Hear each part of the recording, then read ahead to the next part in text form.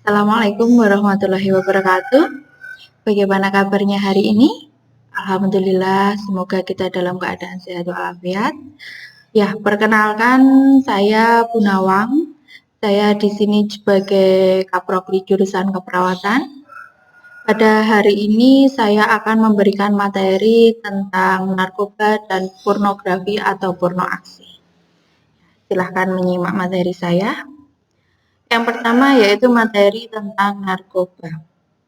Jadi ini untuk pengertiannya ya. Untuk pengertiannya ada menurut WHO, narkoba itu merupakan semua zat padat, cair maupun gas yang dimasukkan ke dalam tubuh yang dapat merubah fungsi dan struktur tubuh secara fisik maupun psikis tentang termasuk makanan, air, oksigen di mana dibutuhkan untuk mempertahankan fungsi tubuh normal.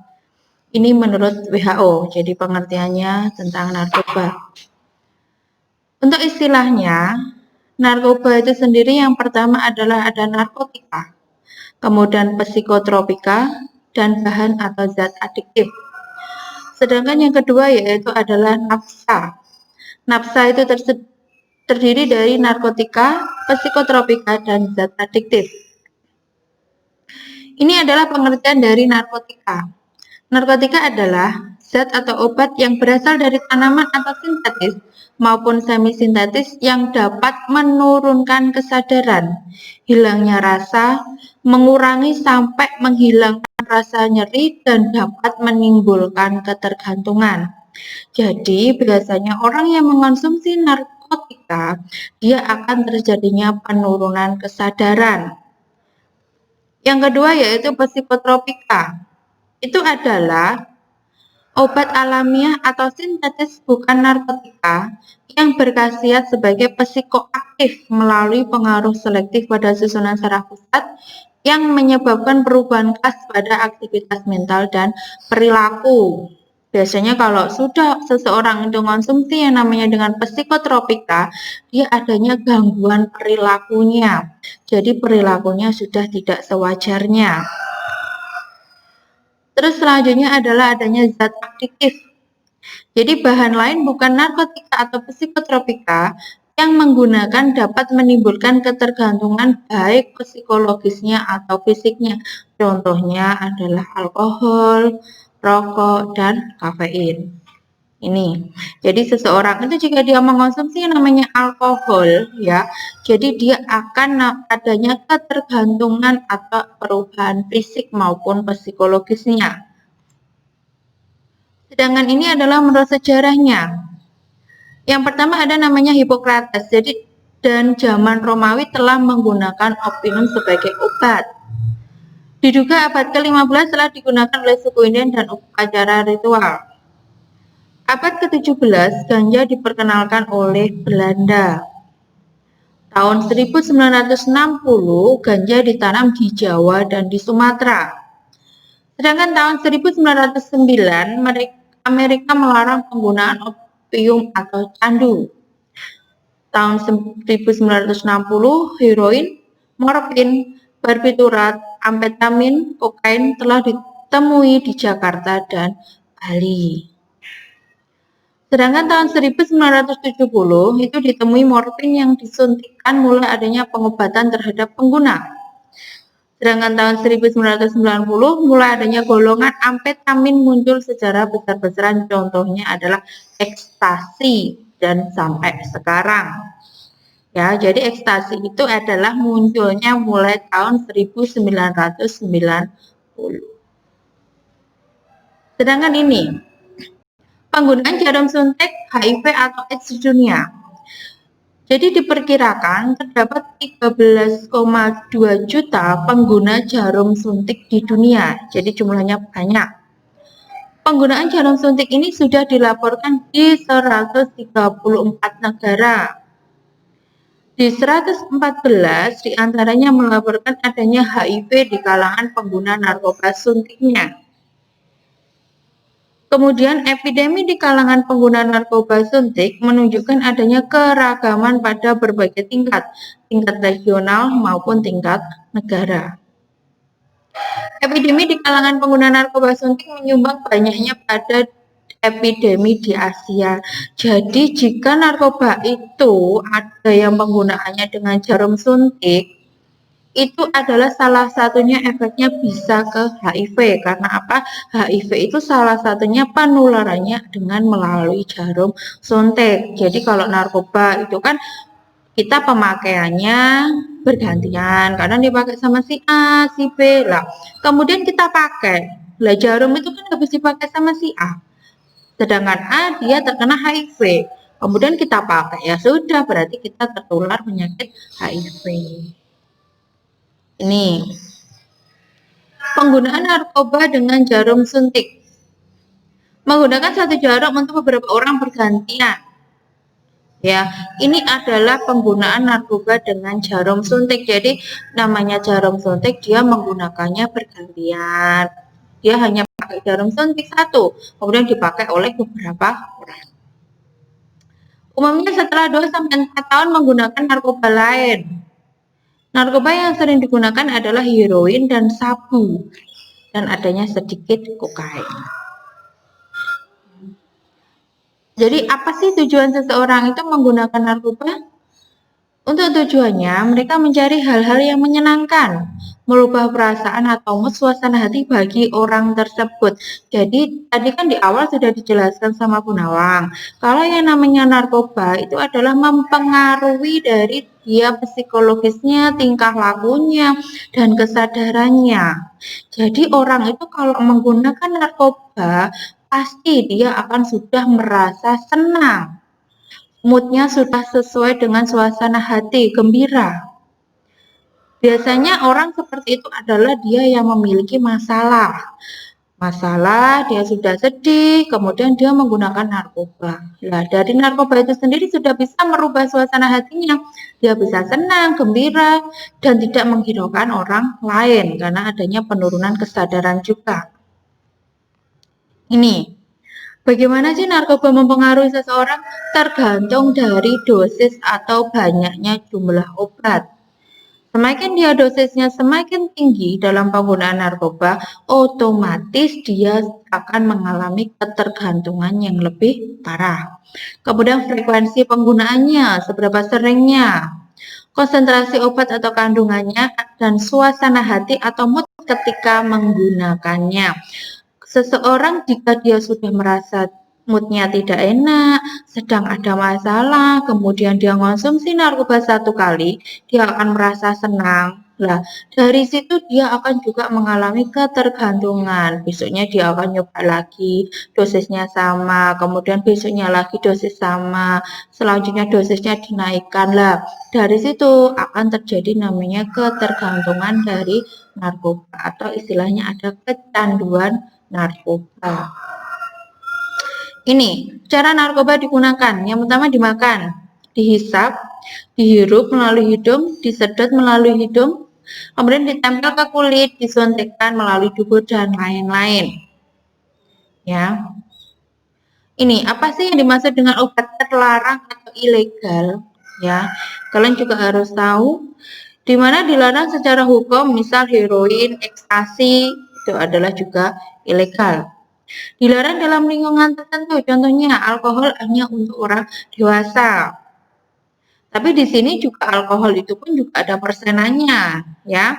Kemudian secara umum dilarang tetapi tidak dilarang dalam lingkungan tertentu, contoh Valium harus dengan resep dokter ini, ya. Jadi ada jenis narkoba itu yang digunakan untuk tenaga medis, ya. Jadi di mana dia juga dibutuhkan oleh kalangan medis, tapi juga harus dengan petunjuk oleh dokter.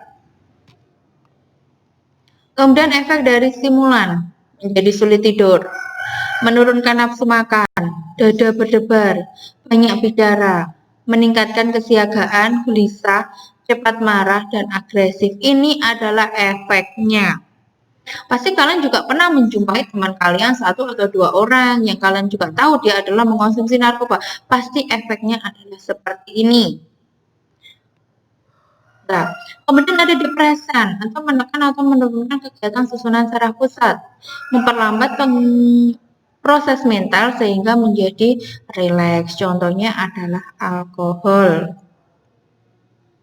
Kemudian ini efek dari depresan, dia akan rasa tenang yang nyaman. Kemudian rasa gembira oleh karena stres mental ditekan, hilangnya rasa gelisah secara lambat, menurunnya koordinasi, nafsu makan meningkat, denyut jantung dan frekuensi nafas dia akan menurun. Nah, ini juga akan terjadinya halusinogen, menyebabkan terjadinya halusinasi. Jadi mengubah persepsi dan pandangan terhadap sesuatu objek, membuat pemakainya itu melihat atau mendengar sesuatu terhadap hal yang sebenarnya tidak ada, sesuatu dengan persepsi yang berbeda. Itu adalah dari halusinasi. Jadi halusinasi itu dia seumpamanya dia melihat atau mendengar yang sebenarnya itu tidak ada atau tidak terwujud, tidak berbentuk. Ya, contohnya apa? Ganja dan ekstasi. Kemudian efek dari halusinogen, efek sulit diprediksi, distorsi persepsi, sensasi tubuh yang tenang mengambang, otot melilit, pusing, mual, muntah, peningkatan denyut jantung, nafas, dan tekanan darah. Selanjutnya adalah tembakau. Tembakau itu ada dihisap, dikunyah, dihirup. Ya, klasifikasinya apa? Adanya stimulan. Jadi berisi ribuan zat kimia, salah satunya nikotin yang merupakan zat adiktif dari rokok. Mengandung zat perangsang tumbuhnya kanker, mengandung zat yang menyebabkan gangguan pembuluh darah sehingga jangka panjang menyebabkan penyakit yang berhubungan dengan pembuluh darah. Jadi biasanya kalau tembakau itu adalah efeknya ke pembuluh darah, orang itu akan mengalami namanya darah tinggi atau kita kalau bahasa medisnya adalah hipertensi. Ini adalah dari bentuknya rokok. Ini ada tulisan, jadi berhentilah merokok sekarang juga. Jadi nanti kalau ada yang merokok, tolong dihentikan. Efeknya apa? Itu tadi bisa ke hipertensi atau penyakit darah tinggi. Nah, ini adalah efek dari tembakau, adanya rangsangan pada otak sehingga pengguna merasa tenang. Jadi nyaman.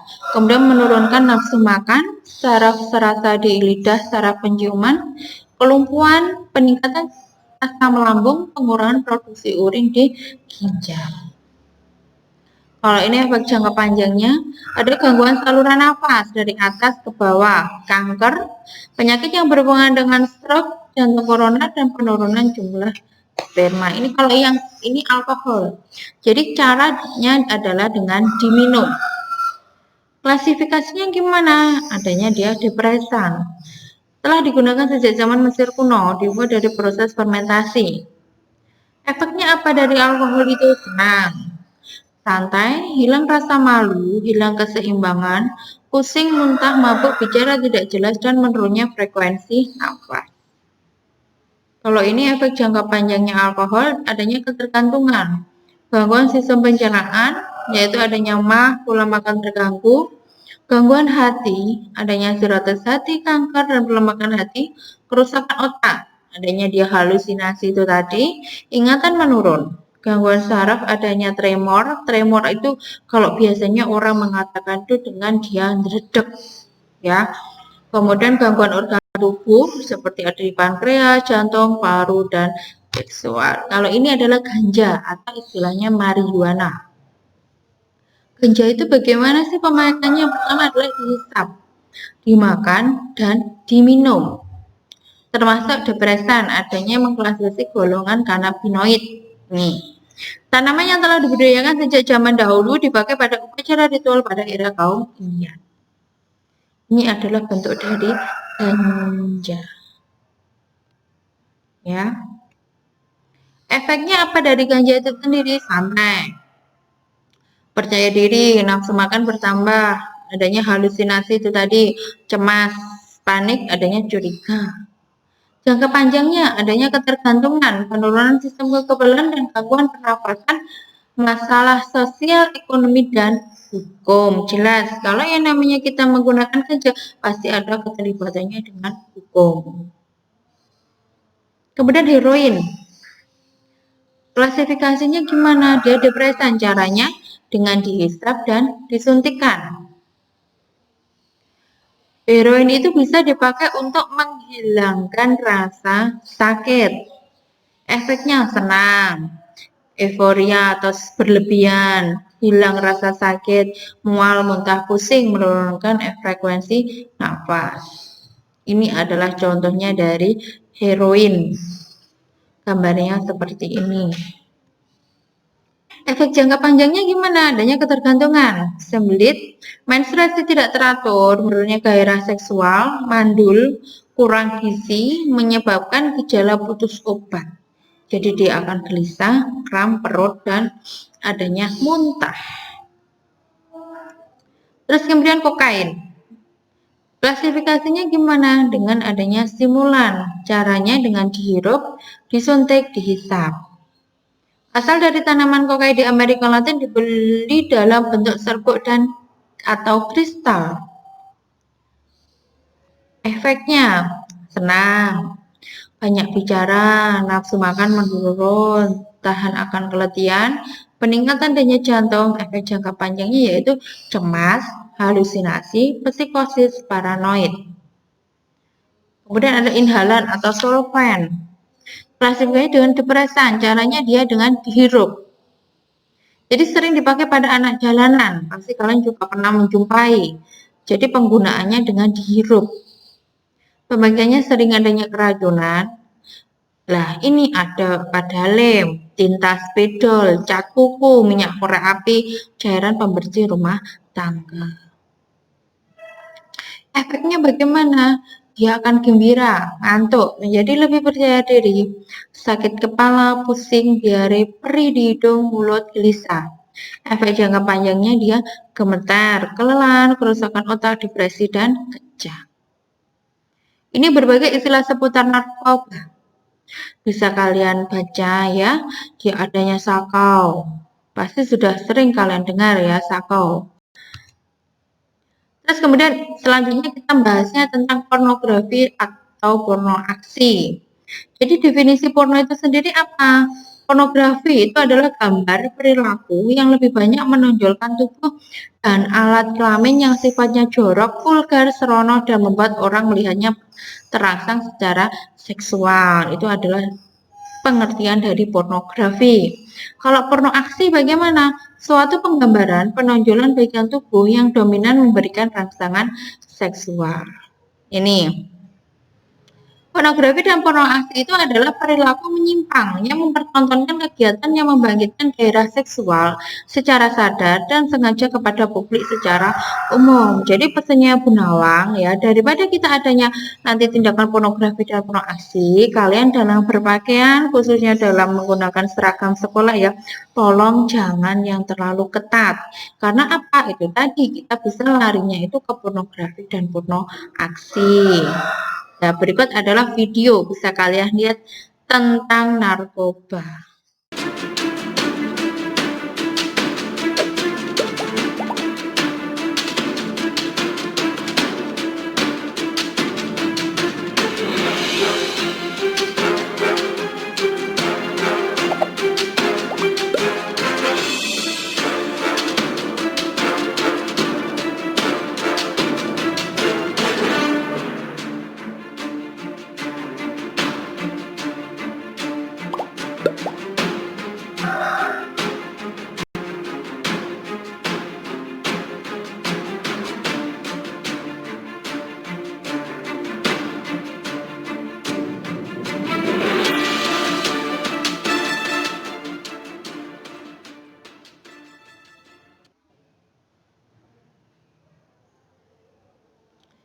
Ya, itu tadi video. Jadi juga bagian terakhir dari materinya Bu Nawang. Semoga materinya Bu Nawang kali ini bisa bermanfaat bagi kalian semua. Sebelumnya saya juga ucapkan selamat datang, selamat bergabung di SMK PGRI 3 Kota Blitar. Dan sekian dari Bu Nawang. Nanti di belakang ada kuis, nanti bisa kalian kerjakan. Sekian dari Bu Nawang, terima kasih. Wassalamualaikum warahmatullahi wabarakatuh.